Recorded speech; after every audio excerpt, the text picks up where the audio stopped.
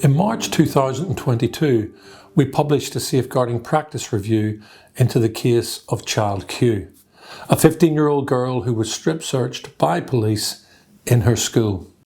The search is actually known as an MTIP, a more thorough search that exposes intimate parts. On that day, teachers thought that Child Q smelt of cannabis.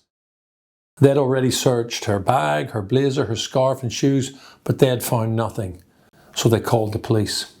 When the search took place, no appropriate adult was present.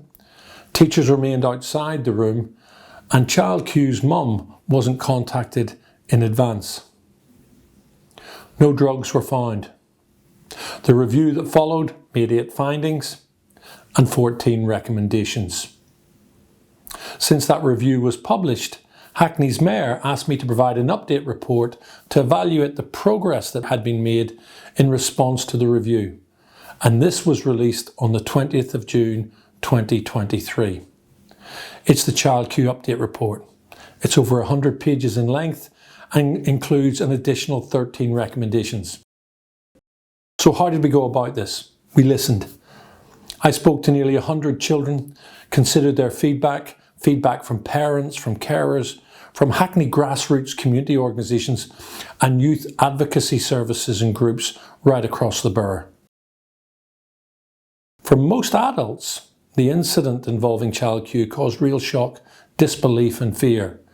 From young people, many felt no sense of shock, and that surprised me. For many of them, it was just another black child being treated unfairly by the police. And critically, they saw parallels in what had happened to Child Q in the broadest sense in their own lives. Their comments spoke to their own experiences with the police and to what some saw as really insensitive practices within some schools regarding discipline, welfare and racism. Many adults and community leaders simply mirrored these concerns, focusing on racial trauma and well-being.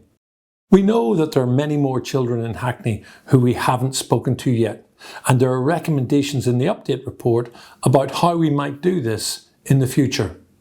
One example is the use of a borough-wide survey on how children feel. Do they feel safe and respected in school? What do they feel about discipline and welfare? Is it delivered in the context of fairness?